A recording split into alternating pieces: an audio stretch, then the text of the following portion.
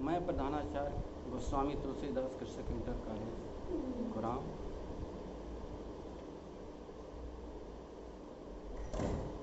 प्रयागराज। मैं आप सभी बच्चों और समस्त स्टाफ को नए सत्र की शुभकामनाएं देता हूं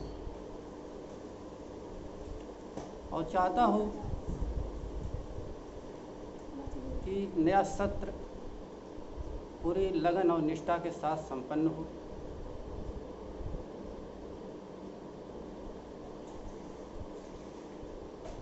जैसा कि आप सबको विदित है कि कोरोना महामारी के चलते सभी कॉलेज और विद्यालय बंद हैं। इसी की वजह से शासन का निर्देश है कि ऑनलाइन क्लासेस प्रारंभ की जाए। इसी परिप्रेक्ष्य में हमारा विद्यालय भी ऑनलाइन क्लासेस प्रारंभ कर दिया है। सभी बच्चों को मालूम हो कि वे अपना मोबाइल नंबर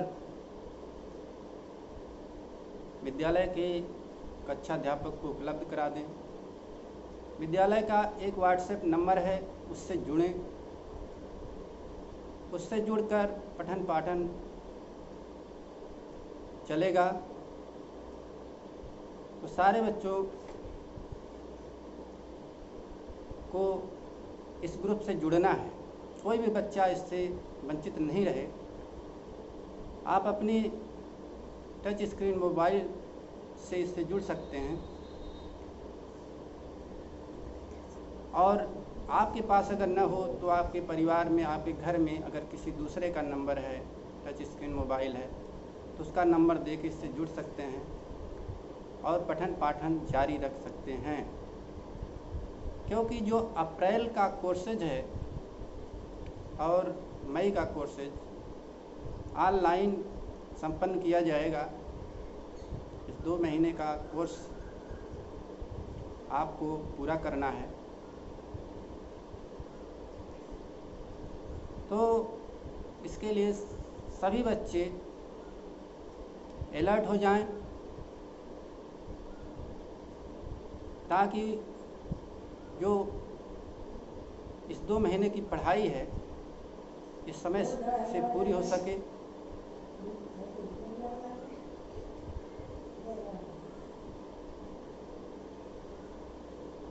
आप सभी लोग अपने कक्षाध्यापक से संपर्क करें।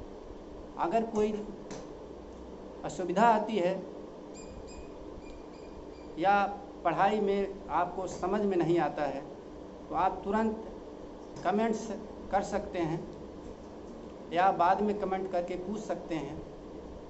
क्योंकि हर अध्यापक आपका आंसर देने के लिए तत्पर है, चाहे वो कहीं भी हो, किसी भी स्थिति में हो। आपके हर समस्या का समाधान विद्यालय के स्तर से किया जाएगा। इसलिए आप सभी लोग, आप सभी बच्चे, आप सभी अध्यापक अपने अपने कर्तव्य में निष्ठापूर्वक लग जाइए।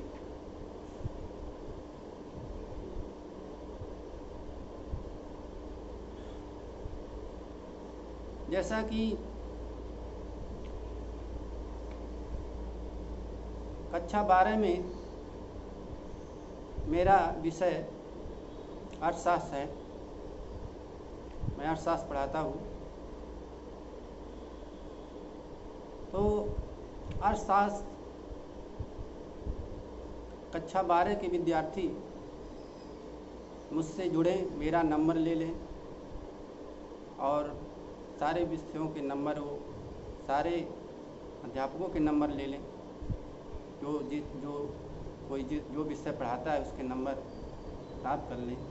व्हाट्सएप ग्रुप से जुड़ जाओ। व्हाट्सएप ग्रुप पर आपको वीडियो मिलेगी, आप वीडियो से अध्ययन करिए। ऑनलाइन क्लासेस चलेंगे।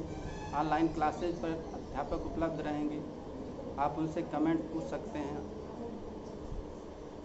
और आंसर प्राप्त कर सकते हैं। तो बच्चों, मैं अर्थशास्त्र के बारे में आपको कुछ संक्षिप्त जानकारी दूंगा। जैसा कि आपको पिछली कक्षाओं में ही बताया गया है कि अर्थशास्त्र क्या है, अर्थशास्त्र की विशेष सामग्री क्या है, अर्थशास्त्र में क्या पढ़ाया जाता है और अर्थव्यवस्था क्या है, अर्थव्यवस्था की समस्याएं क्या हैं, ये सब आपको पढ़ाया जाएगा। तो सर्वप्रथम मैं आपको संक्षिप्त रूप में अर्थशास्त्र के बारे में बताता हूँ। जैसा कि आपको बताया गया है कि अर्थशास्त्र धन का विज्ञान है, यानी धन से संबंधित जो भी क्रियाएं की जाती हैं उन सब बातों का अध्ययन अर्थशास्त्र में किया जाता है। अर्थशास्त्र से संबंधित क्रियाएं आर्थिक क्रियाएं कहलाती हैं, जैसे कि उत्पादन है, उपभोग है, विनिमय है, वितरण है, राजस्व है, ये सब आर्थिक क्रियाएं हैं। इन्हीं आर्थिक क्रियाओं को ध्यान में रखते अर्थशास्त्रियों ने अर्थशास्त्र को 5 भागों में बांटा है। इन 5 भागों में अध्ययन करके 5 भागों में बांटकर अध्ययन किया जाता है अर्थशास्त्र का। जैसे उत्पादन। उत्पादन क्या है? उत्पादन, जैसा कि आपको बताया गया है कि किसी वस्तु में उपयोगिता का सृजन ही उत्पादन है।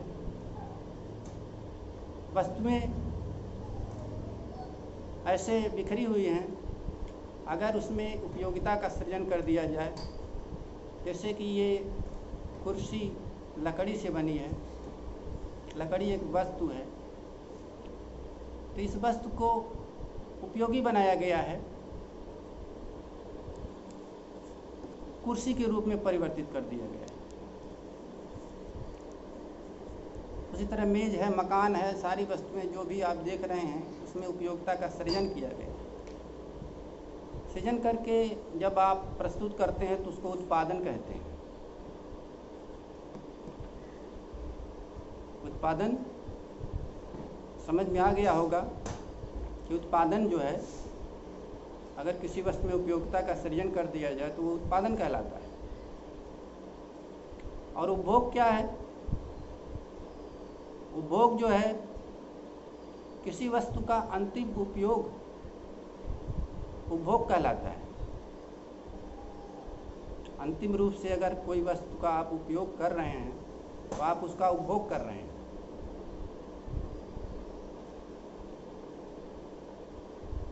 तो ये उपभोग हो गया। उपभोग के अंतर्गत भी आपके उपभोग क्या है? उपभोग जो है अंतिम उपयोग से, वस्तु के अंतिम उपयोग से आपकी आवश्यकता की संतुष्टि जो मिलती है वह उपभोग कहलाता है। आवश्यकता की संतुष्टि होना चाहिए तो हम उसे उपभोग करते हैं। जैसे कि आपको बताया गया है कि 1 गिलास दूध अगर रख दिया जाए, आपने पी लिया तो उसका उपभोग है, वो गिर गया तो डिस्ट्रॉय हो गया, नष्ट हो गया, उसको उपभोग नहीं कहेंगे। तो उपभोग एक विभाग है अर्थशास्त्र में, इसमें हम इस बात का अध्ययन करते हैं कि हम वस्तुओं और सेवाओं का किस तरह उपभोग करें कि हमें अधिकतम संतुष्टि प्राप्त हो सके। हमें अधिकतम संतुष्टि प्राप्त हो सके। इसके कुछ सिद्धांत हैं, जैसे उपयोगिता के सिद्धांत वगैरह पढ़ाए जाते हैं। उपयोगिता, सीमांत उपयोगिता और कुल उपयोगिता, क्या क्या उपयोगिताएं हैं। तो उपयोगिता के सिद्धांत पढ़ाए जाते हैं। उपभोक्ता का आवश्यक है, मांग है, मांग का नियम है, ये सब का अध्ययन आप उपभोग के अंतर्गत करते हैं। तीसरा भाग है अर्थशास्त्र का विनिमय। विनिमय के अंतर्गत हम वस्तुओं का लेन देन करते हैं। वस्तुएं उत्पादित होती हैं और बाज़ार में आती हैं, उसका लेन देन होता है, एक्सचेंज होता है। तो बाज़ार का अध्ययन और उसके लेन देन का अध्ययन विनिमय के अंतर्गत किया जाता है। इसी तरह वितरण, चौथा विभाग वितरण का है। वितरण के अंतर्गत हम इस बात का अध्ययन करते हैं कि जो उत्पादन के साधन हैं वो उत्पादन में कार्य करते हैं। उत्पादन के साधन क्या हैं? भूमि, श्रम, पूंजी, संगठन और साहस, ये उत्पादन के 5 साधन हैं जो कि उत्पादन के लिए कार्य करते हैं। तो इन्हीं का पारिश्रमिक बांटना ही वितरण कहलाता है। इन 5 को कैसे पारिश्रमिक दिया जाए, किन सिद्धांतों के अंतर्गत दिया जाए, उन सिद्धांतों का अध्ययन वितरण के अंतर्गत किया जाता है।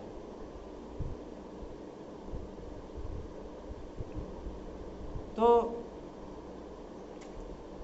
वितरण ये चौथा भाग है अर्थशास्त्र का। 5वां भाग है राजस्व। राजस्व के अंतर्गत, राजस्व का मतलब यह है कि राजा का धन, माने सरकार का धन। राजा, आजकल राजा सरकार है, सरकार राजा है। तो राजस्व का मतलब होता है राजा का धन, यानी सरकार का धन। माने सरकार कैसे आय इकट्ठा करती है और कैसे व्यय करती है। जैसे आय इकट्ठा करने के लिए टैक्स लगाती है, ऋण लेती है, विदेशों से ऋण लेती है, जुर्माना लगाती है, टैक्स लगाती है, आदि आदि क्रियाएं करती है। तो इस तरह वो आय इकट्ठा करती है। और इसी तरह उसका व्यय भी करती है, विभिन्न योजनाओं पर व्यय करती है, शिक्षा पर व्यय, सड़क, स्वास्थ्य, शिक्षा, सामाजिक सुरक्षा आदि बहुत सी बातों पर उसका व्यय होता है। योजनागत व्यय, गैर योजनागत व्यय, 2 तरह के व्यय होते हैं सरकार के। तो इन पर वो व्यय करती है। ये राजस्व है जो अर्थशास्त्र का 5वां भाग है। ये 5 भाग परंपरागत अर्थशास्त्रियों ने अर्थशास्त्र को बांटा था। परंपरागत अर्थशास्त्रियों के अनुसार ये 5 भाग किए गए थे अर्थशास्त्र के अंतर्गत। लेकिन आधुनिक अर्थशास्त्र को केवल 2 भागों में बांटता है। पहला है व्यष्टि अर्थशास्त्र यानी माइक्रो इकोनॉमिक्स, और दूसरा है समष्टि अर्थशास्त्र यानी मैक्रो इकोनॉमिक्स। इन 2 भागों में बांटकर अध्ययन अर्थशास्त्र का किया जाता है। माइक्रो इकोनॉमिक्स यानी सूक्ष्म अर्थशास्त्र में क्या अध्ययन होता है? सूक्ष्म अर्थशास्त्र में किसी एक व्यक्ति, किसी एक परिवार, किसी एक फर्म, किसी एक उद्योग के बारे में अध्ययन किया जाता है। कितनी मात्रा में उत्पादन होना है, इसकी कीमत का निर्धारण कैसे होना है, इन सब बातों का अध्ययन माइक्रो या सूक्ष्म अर्थशास्त्र में किया जाता है।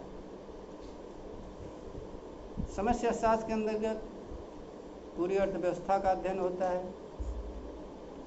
माने समग्र अर्थव्यवस्था के अंतर्गत जो चर आते हैं उनका अध्ययन होता है, जैसे राष्ट्रीय आय, रोजगार का निर्धारण, आय का निर्धारण, राष्ट्रीय बचत, राष्ट्रीय निवेश, गरीबी आदि बातों का अध्ययन जो है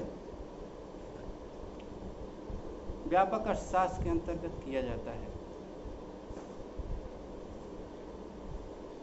कितना मिनट हुआ हो देखें। और तो बच्चों थोड़ी सी जानकारी आप और ले लीजिए। ये तो पिछली कक्षाओं में आपको बताया जा चुका है। आपके इंटर में 12वीं कक्षा में 2 किताबें चलेंगी। पहला है सूक्ष्म अर्थशास्त्र या व्यष्टि अर्थशास्त्र और दूसरा है समष्टि अर्थशास्त्र या व्यापक अर्थशास्त्र। ये 2 किताबें आपको पढ़ाई जाएंगी। जैसा कि अभी मैं बताया कि व्यष्टि अर्थशास्त्र के अंतर्गत किन बातों का अध्ययन होता है और समष्टि अर्थशास्त्र के अंतर्गत किन बातों का अध्ययन होता है, ये आपको अभी बताया गया। आपके व्यष्टि अर्थशास्त्र में ये बताया जाएगा कि अर्थव्यवस्था एक सामान्य परिचय। पहली हेडिंग आपके व्यष्टि अर्थशास्त्र में है कि अर्थव्यवस्था एक सामान्य परिचय, यानी कि अर्थव्यवस्था क्या है।